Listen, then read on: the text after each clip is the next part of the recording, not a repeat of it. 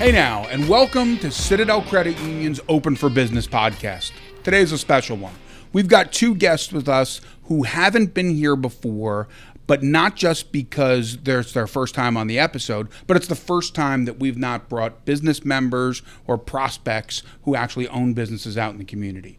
Today, we're talking to organizations that work on a daily basis to provide a better business community right here in Chester County, Pennsylvania.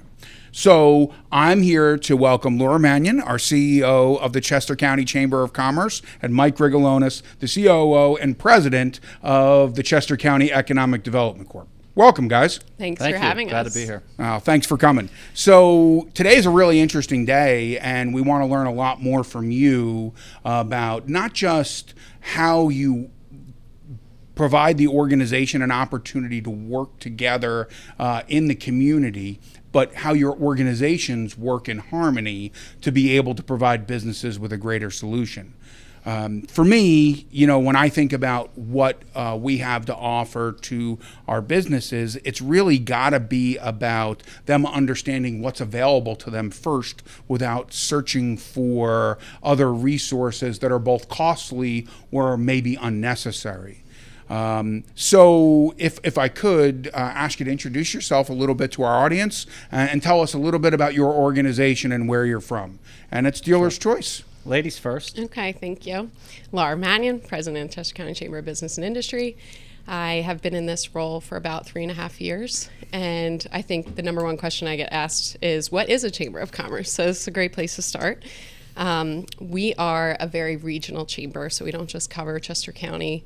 We're in 155 zip codes in the Southeast. 155. Yeah, so we have 625 members currently, and we span every industry, every size. So from your solo entrepreneur and your mom and pop shops all the way up to some of our largest regional companies, international companies, Fortune 500.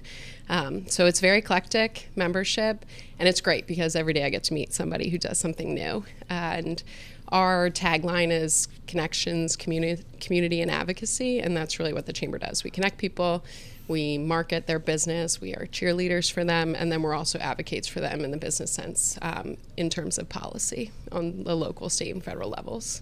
So first of all, thank you for what you do. Second of all, it's an incredible resource that I hope more businesses at the end of this will become aware that is available to them. Mike? Yeah, thank you. And I'm Mike Grigalonis. I'm the president and COO at the Chester County Economic Development Council.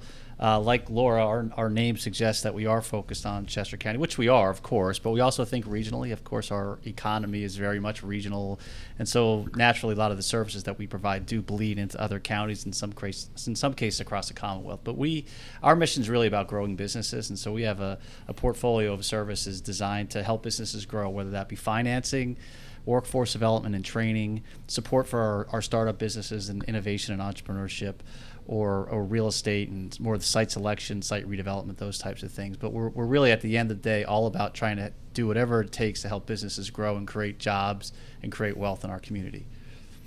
So thank you. That's a fantastic overview of the Economic Development Corp's mission.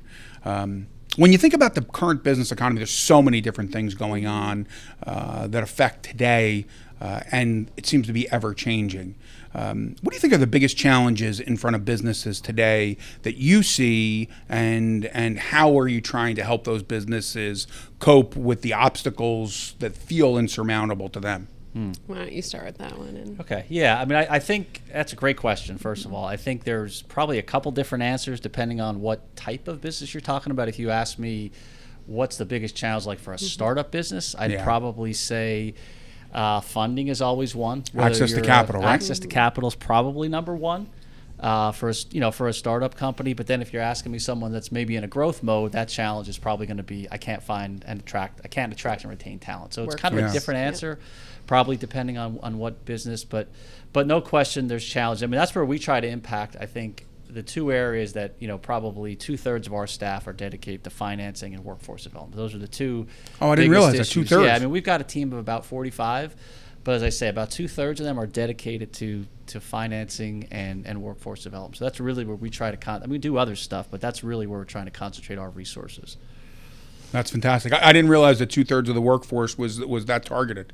That's great.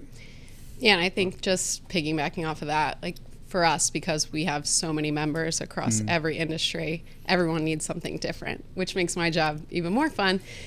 Because I could be advocating for lowering the corporate net income tax and permitting reform, and then, the next day, SEPTA and childcare. And so for us, it's certainly workforce development, and we do a lot of programming with each other and on our own and with other chambers on, how to attract and retain talent. And then we do a lot of networking as well. So we host over 50 events a year where our members can come together. And my favorite thing is when a member meets another member and then they're off doing business together, which, that makes me so happy to know that, that's what we're really here for in the core mission of the chamber. The connection. Yeah. How does it feel when a business doesn't know where they fit? Meaning, do they feel like they're too small? Do they feel like they're too big? My knowledge of both of your organizations is that it's not a one size fits all, but that you have a specialized approach to different size businesses. But could you tell us all a little bit about that? Yeah, I think, I think Mike too, like there's a manufacturing focus, there's, education. I think where we are in Chester County and the region, like we're so lucky. We've got meds, we've got eds, we've got literally everything. And so I think in both of our organizations, there's literally a place for everyone because we're doing all the programming. We're doing all, we'll do HR for small business one day and then we'll do a tax event on the big beautiful bill the next. And it really is a place where like everyone can take something away at the end of the day of like, okay, I went to that event and I learned something or I met somebody who can help my business. And that's really the goal. Yeah, I think similar to what Laura's saying, I think one of the things that I'm most proud of, and I've been here for 26 years at the CCDC and we've been around for 65 years. But over the last 5 years, I feel like we've really made a conscious effort to be able to serve that small business. We've always been good at sort of that mid-sized to larger business with different services, but the last 5 years we've really grown for that small business, that startup, or that business that's just taken maybe that first step in growth. We have a new revolving loan program. I think I mentioned earlier we're going to stand up an angel group, so we're making a conscious decision to do a better job serving those small businesses than we have in our 60-plus year history. And so to your point, we're much more better suited to serve, again, that whole spectrum of the types of businesses, not just a certain type or a certain size or a certain industry. So we're trying to be, as Laura was mentioning, kind of a resource to all. Yeah, and we've really focused on small business the last couple of years because I think, too, the chamber, being as large as it is sometimes hit on like as the big business chamber. Yeah. But for our events, I would say 75% of our membership is small business, and they're working together in these events, meeting each other, and how can we work together. We recently had 2 women sitting on a panel for a women in business event. One owns a catering company, one owns a winery. They're now doing wine together. And it's like those, little things that we're doing, those little connections, it becomes a big thing. And that's really, it's so exciting to see that happen. Yeah. So for the startup business, the people who, just had the gumption to open the doors, whether that's to the public or to a business-to-business community. Where do they get started with each of your organizations? Like, what's their path? That's a great question. So we see, I'll tell probably the most, if we ever get just a random inquiry that someone, Googles us and finds us on the website, the most common question we get is, I have an idea that I want to start a catering company, but I have no idea what my first step is. So it's that really someone that just has a scratch of an idea. That seems to be the most, like, again, just from a Google standpoint. So, and that's actually something we don't do. So we rely on partners like business planning. Like there's lots of resources out there to help an entrepreneur write a business plan. And it's an important piece, as you know, in banking. You're not getting capital if you don't have a business plan.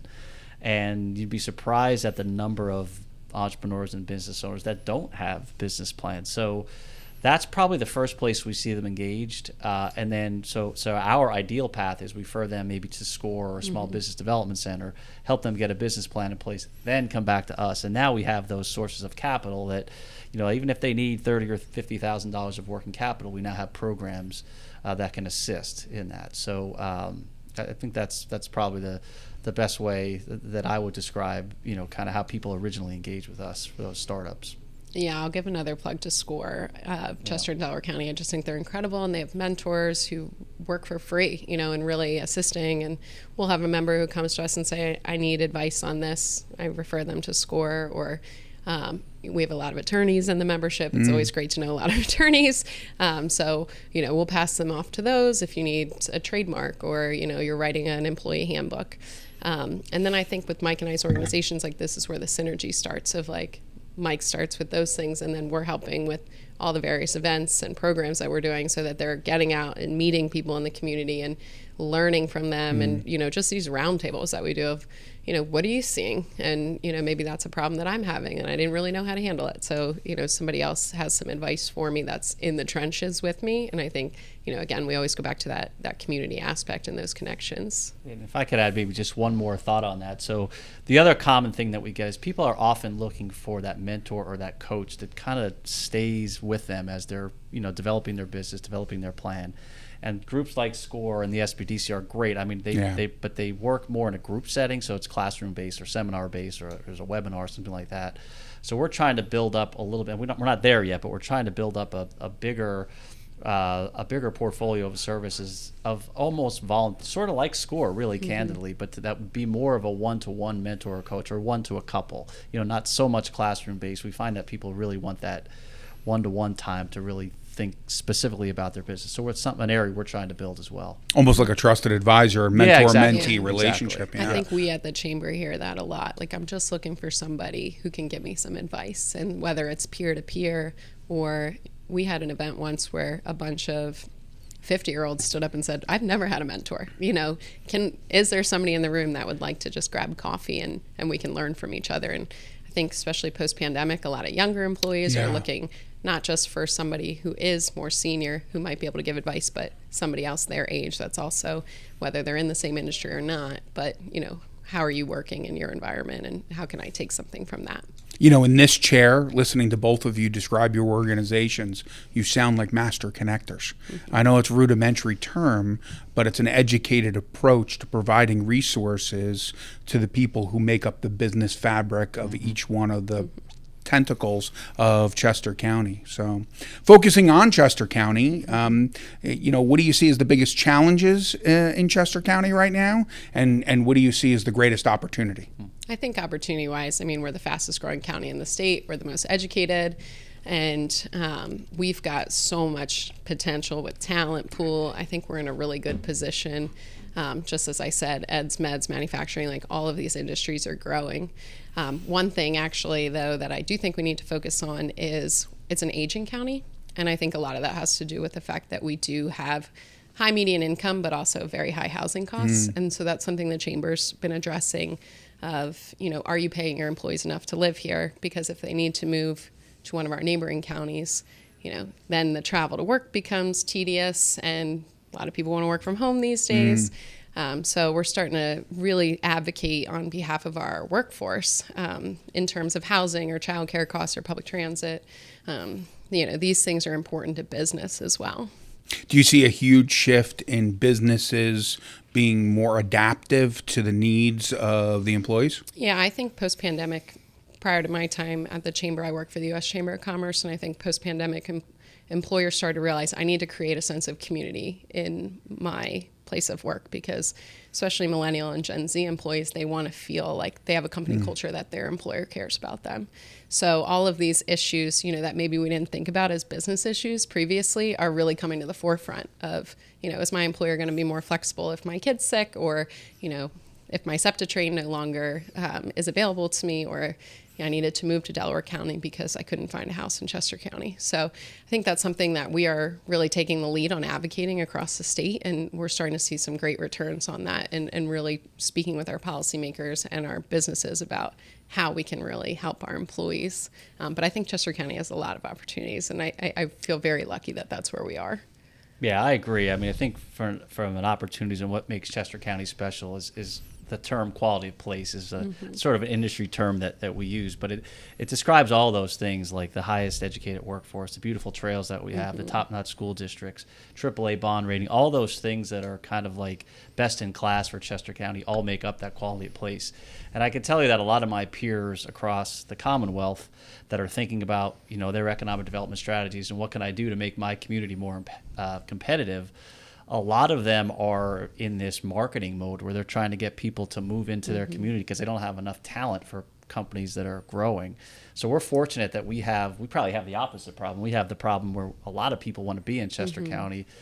But the challenge is we sometimes have a hard time, as Laura can attest to, is where are they going to live? Like it's supply and demand. It's hard to find places. I've looked at a lot of houses over the last 2 years. Yeah, I knocked myself out for 4.5 months myself. Yeah, so it's a I guess you would say it's a good problem to have. It's better than not having the demand, but we've got to do a better job of figuring out how to meet that demand. Yeah, we have high housing costs. We also have like 5 of the top 10 highest rental townships in the state, and that's something I think as a county and as a community that we need to address. I think the other opportunity that I would point to is again going back to that theme of regionalism. I think we've done a lot of work in over the last 18 months with Brookings Institute. You've probably heard of Brookings and the Pew Foundation, and there's a real push, really for all the economic development leaders in the region and the chambers and the Greater Philly Chamber. All these groups are really trying to pursue that theme of regionalism. And I think that there's, we always struggle with that as a region, especially compared to other metros. Just, I think for lots of reasons, Commonwealth form of government probably being the number one reason, but we all have our own pride in our communities. We were talking about Phoenixville earlier, or what parish you're from in Delaware County, or, what community. So we have that kind of that local pride. But how do we think more regionally? Because the other metros are doing that, and we need to do a better job. And I think we're primed to do that, probably more so than we have been in the past. So I'm hoping that there's some real opportunities there to become a more. I mean, certainly we're going to continue to focus on Chester County, but how can we all be more effective branding and marketing and responding to the business community as a region as well? Yeah, I think there's a lot of chambers, there's a lot of economic development councils, and we all sort of need to come together. And we do joint events with Delaware County Chamber, Mainline Chamber, Philadelphia Chamber. And the more we do together, the better we are in the end. Do you see a lot of cross-pollination impacting the communities? Meaning, for example, a lot more networking alliance across the counties as you continue to reach beyond just Chester? Yeah, we do so many joint events, especially with Delaware County Mainline Chambers, but also the chambers within Chester County. And I think if you can continue to be in a room with 50 new people, that's a great opportunity for you for business. And so that's why we're always thinking regionally. And when Mike and I do events together, we have overlap, but there's always somebody new that you're going to meet. And that's my goal. I'm always looking very regionally and all about collaboration. Like, who can we partner with to make sure that our businesses are in front of new people every time they're out at one of our events? Yeah, it just makes us more competitive too. Like you think about some of these larger funding sources, whether they be private foundations or some federal or big state source. It's hard to go there as just Chester County, right? They're not looking for that. They're looking to fund a region. And the other thing with Chester County is we've got very positive demographics. So sometimes we're not as attractive to fund certain programs because we have such strong economic demographics, but we have struggles too, and sometimes that gets lost. So anyway, thinking regionally, I think, makes us much more competitive. So even though the money will be spread across the region, it's still better than getting zero in a lot of cases that we would if we just went in alone as Chester County. So there's lots of benefits to thinking regionally. So, Mike, when I think about our current economic situation, what type of forecast do you see, or what type of impacts do you see for the greater economy here in Chester County? Yeah, it's a good question, Tom. I think I'd give you a mixed answer. I think on the positive side for us, just speaking from our experience, I will tell you that we do a lot of SBA 504 lending. And I would tell you that our volume this year is up significantly from where it was last year. So that's indicative of, at least in some pockets, there are, and it's a lot of fixed asset financing. So people are buying buildings, they're buying real estate, they're buying equipment. That's a lot of what we do. As I say, we're probably almost double what we were last year. So that's encouraging. On the flip side of that, there's definitely some uncertainty, whether you're talking about, the state budget as we sit here today is still in flux. There's tariff questions, there's tax questions, there's things like that. So, that's probably mitigating a little bit some of the positivity we're feeling. So, it's a little bit of a mixed bag, I would say, that I'm seeing right now. Yeah, I'd echo that response. Uncertainty is never good for business. But at the Chamber, we actually have a government affairs consultant that does a lot of our local, state, and federal updates. So we have a very active government affairs committee. We try to do a lot of these legislative events where we'll bring in speakers on the big beautiful bill.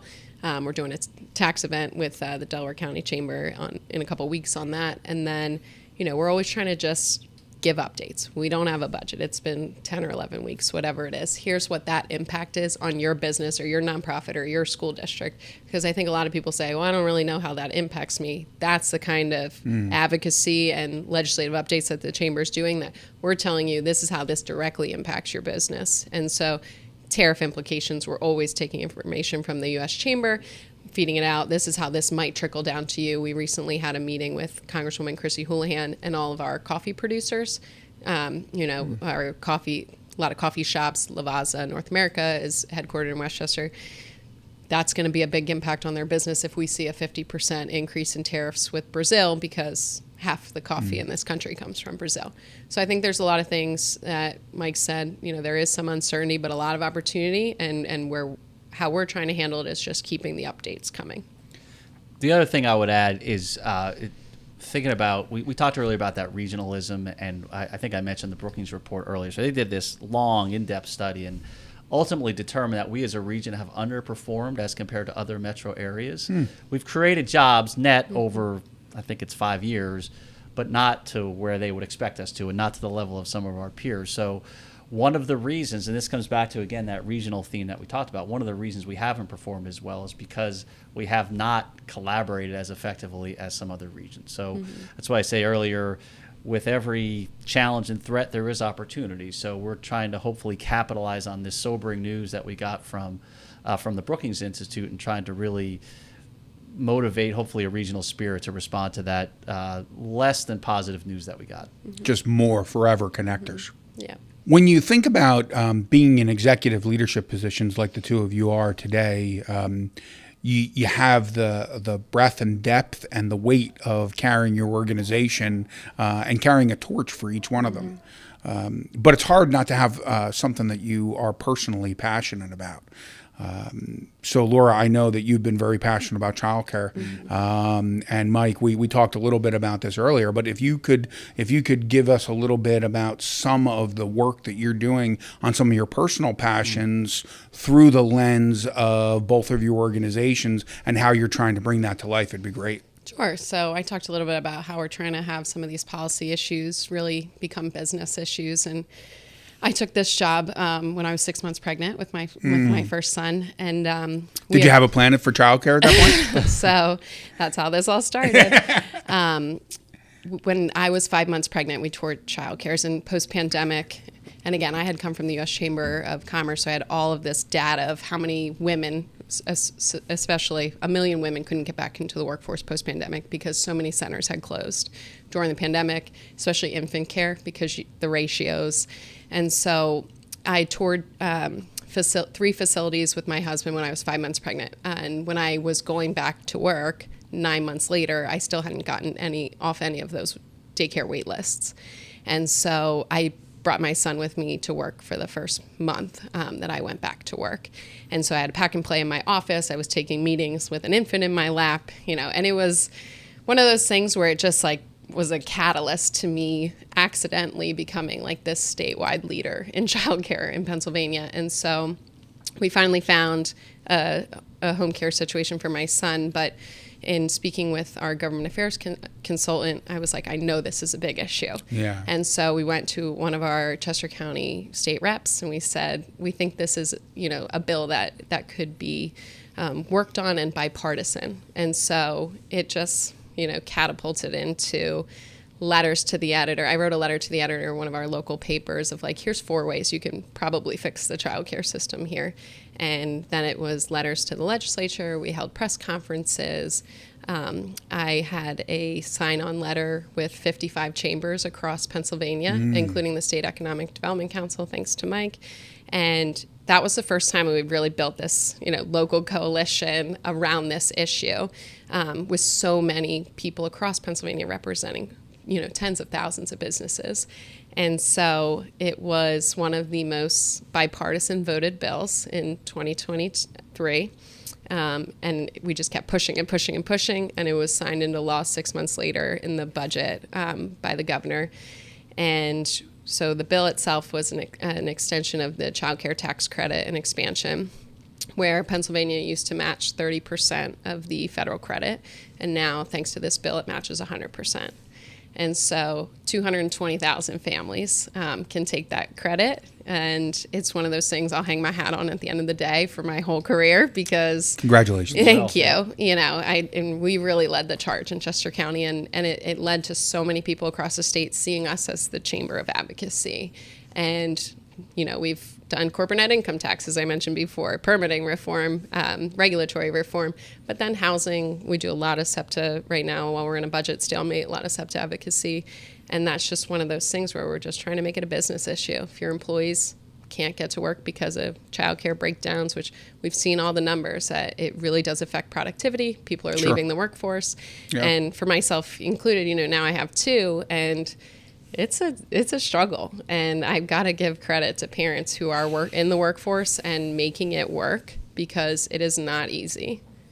You know what? Everybody who goes through it says, I don't know how I did it. Yeah. So thank you for the rippling effect that you've lasted on that.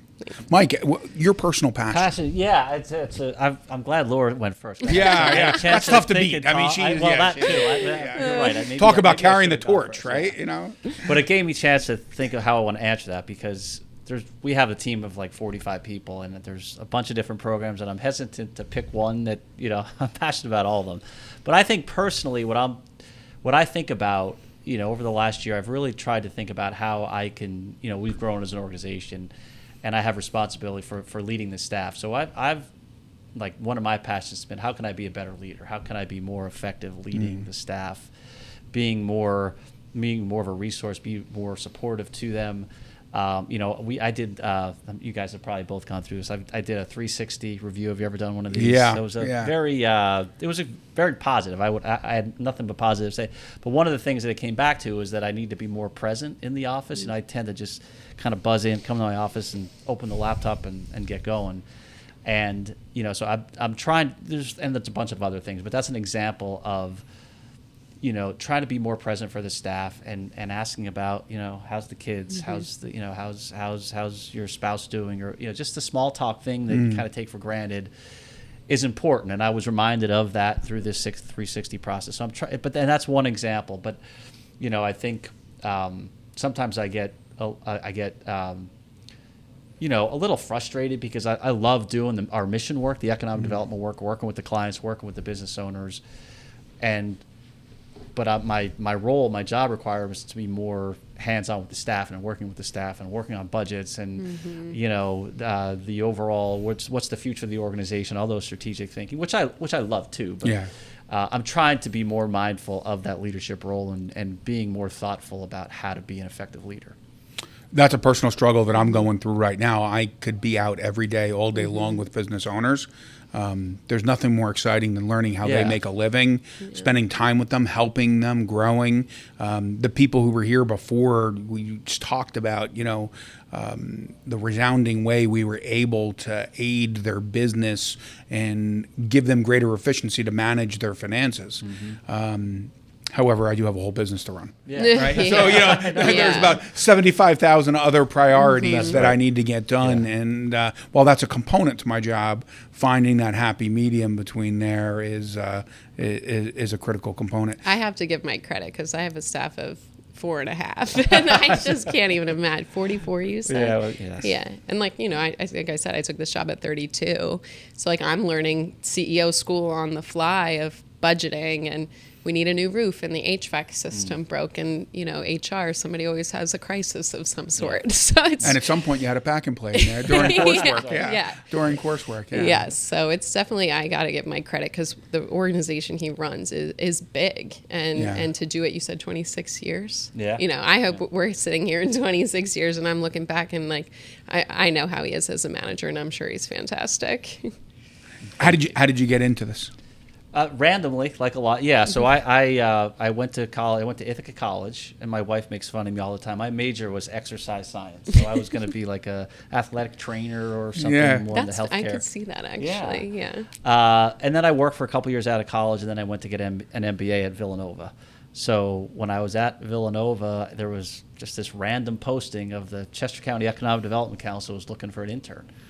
And so we have a board that's got a lot of corporate and business leaders on it. So I said, perfect. I'll spend a few months interning, meet a bunch of business leaders, and find my next job, and off I go. And here I am 26 years later. So I stumbled on it, and it's, once you're in there and spend a little bit of time there, it's hard to leave, because it's just fun. You meet different people, different leaders. There's a new challenge every day. So yeah, I stumbled into it. I actually stumbled into banking myself. I had a sister who wouldn't leave me alone, telling me that all the odd jobs I did throughout college would not look good on a resume. So I went down to career services and pulled a tab for a bank, and here I am 27 years later. So the world moved in that direction. Laura, how about you? I heard you working for the U.S. Chamber of Commerce, but what's been your journey? So I'm born and raised in Chester County, and I married my high school sweetheart, who's also from Chester County. Oh, I didn't know that. Yeah, we're both. I'm a dual Pennsylvania graduate. He also went to Pennsylvania State System School. So we really are so committed to this community. And out of college, I was in political fundraising. And I wanted to be an attorney. And my dad, I remember, told somebody when I was looking for an internship, my sophomore year of college, he said, my daughter would be an effective lobbyist tomorrow. And so here we are, 15 years later, and I pretty much am a lobbyist. Yeah. But I went from political fundraising to Villanova. I did government relations and community relations, and that's where I really learned what a Chamber of Commerce was, and the impact on the community. So from there, I was poached by the U.S. Chamber. And when this job came up, somebody called, and I said, well, I'm 6 months pregnant, so I'm not a great candidate for hire right now. And they said, well, why don't you interview? Came in, and I think they just saw the passion I have for this community. And, I really go to work every day and just want to make it better. And so I'm very, very happy to be here, work with Mike and, all of our community partners. Chester County, I think you said it earlier, is just such a special place. It is a special place. Mm-hmm. If I tie us back to both of your organizations, where's the best place for people to get started, for them to get resources? I mean, there's obviously websites, there's obviously documentation, but how do they get themselves involved and to be part of the fabric of what you're having to offer? Because it's deep, right? When you think about the networking opportunity, when you think about business connections, when you think about the communities individually and how you tie yourself in, the opportunities in front of you, and then you think about the education. You think about all of the funding education. You think about the education of running your business, the economic education that you have to offer. Where does somebody get started? Because I could see for a startup business or for a business where the CEO or COO is a jack of all trades, washing bottles, delivering food, and cooking the food and cleaning up at the end of the night, it could become overwhelming to them to think about all the resources that are available and how to filter through it. What's the best way to get started? Yeah. For us, I think just call us, email us. I mean, I think that's one of the things that's most important to me as an organization is that we're responsive. I remember vividly during COVID times, I can't tell you how many compliments we got just for calling people back. Like, oh my God, you called me back. Like we got that repeatedly. And that really, I mean, we've always had that, but that really resonated in me, how important it is to call people back and respond to people, no matter how wacky you think the business idea might be or whatever. So I would say just call us, email us. And then in terms of getting involved, I think that's a little bit more on the person or the entrepreneur to take advantage of what's there. I mean, there's 15,000 businesses plus in Chester County alone. So, we can't kind of keep tabs on all that, and they've got to continue to be engaged. And we're trying to put as many resources out there. But once you kind of get hooked onto us, I think it's kind of on the entrepreneur to kind of be proactive and stay engaged. And we'll keep responding. And if you keep asking for help, we'll keep coming back to you. Yeah, I would say piggybacking off of that, I always say you get out of the chamber what you put in. Yeah. You got to come to our events, you got to read our emails, and you got to show up knowing that you have to put in a little effort too. Like, we'll hold your hand to start, but then we want you to, flourish and fly away. But our website, our social media, give us a call, similar to Mike, like we're so entrenched, like I'm go meet with anybody and everyone. And, as you said, like there's no job that I won't do. So I think it's just making that initial outreach. I think for a lot of people, especially to go to an event, scary. So we have ambassadors with the chamber that will reach out to you when you join, and they say, hey, are you going to this next luncheon or this happy hour? Like, I'll meet you there, and we can, make rounds together, which I think is a great aspect of the chamber. It certainly makes it an easier approach to somebody who isn't out there and gregarious. Yeah, for sure. When you're thinking about the next phase of where your organizations are headed, what's in the future for both your organizations? I think just to start, like, collaboratively, Mike and I have done a lot of work together recently where we've written op-eds together. We've gone to Harrisburg together to do some advocacy. We've been hosting events together as well.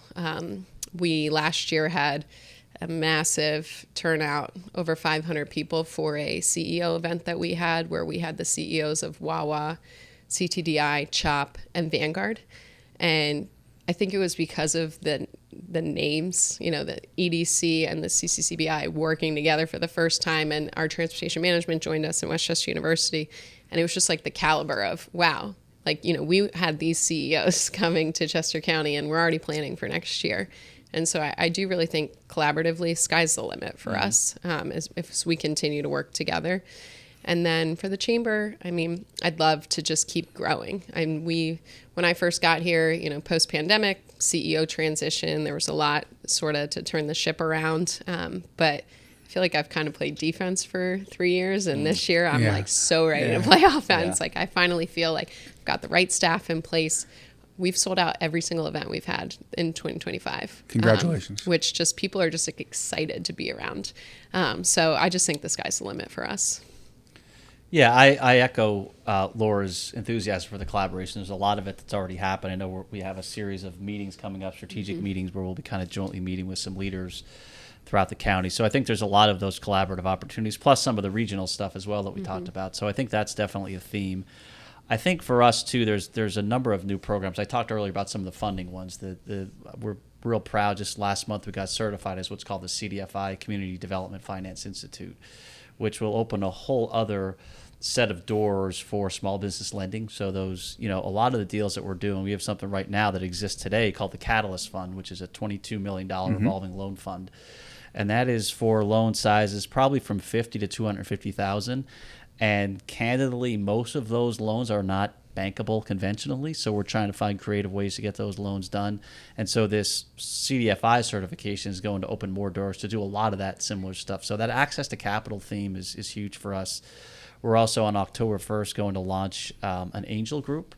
So this is, think more of your emerging tech companies, your med device company, your app, your life science, those types of companies that are in the startup mode that are maybe past friends and family but not quite ready for VC or maybe Ben Franklin. We're trying to fill that gap, what we're calling the I2N Angels. So a lot of those funding things is where we're trying to focus attention. And then there's some other newer program ideas we're talking about too. But it's definitely, I think the next, say, 3 years will be an area of continued, I think, collaboration and growth are probably two of the themes. Exciting stuff. Yeah. Exciting stuff. Monday morning quarterback, hindsight's 2020. If I knew then what I know now, right? Terms, right? Mm-hmm. So as you approach both of your positions, huge impact on the communities where we're at now, right? So when you took these seats, what are some of the things that you, if you knew then, would have been a dynamic approach to kind of jumping in? It's kind of a loaded question, but it is loaded. I think I'm stuck. That was the idea, Mike. I got to be honest with you. You got me. I think for me, like, being 32 when I took this job, a lot of millennials, I think, talk about imposter syndrome, where I just was like, whew, this is big. And, having 2 kids in the meantime and really learning to juggle everything.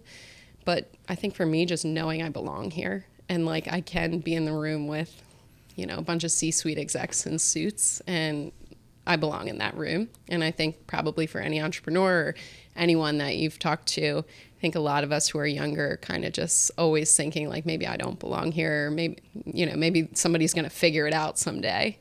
I had a professor in my master's program who said, I don't know if you actually know the material or you just happen to bring it up. And so that's always kind of been in the back of my mind of like, fake it till you make it. But Yeah. I actually do belong here. And I hope that, I continue to grow in this role. And like I said, for Mike, looking back in a couple decades and being like, I really did do it.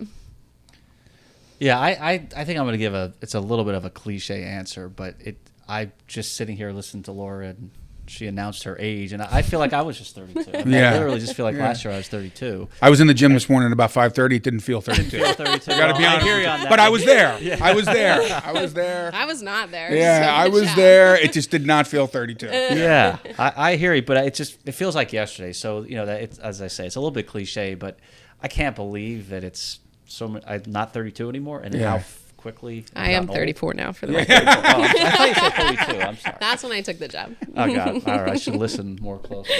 But so I guess I would say to really appreciate that journey. I mean, it's been an awesome journey. I don't want to suggest that I took it for granted, but it was, it's an awesome place to be. It's an awesome role. I'm grateful for the support that I've gotten over the years from our executive committee, from our board, and I would just, if I could talk to my 32-year-old self, I'd say enjoy this and appreciate it, and just think how lucky you are to have the support of there's on both boards, there are really some really impressive people that are very busy, that spend a lot of time with us, helping us, guide the organizations and make sure those organizations are successful. So having a true appreciation for that, I think, is a huge piece of advice I would give my younger self, or anybody that's a little bit younger and just starting their career.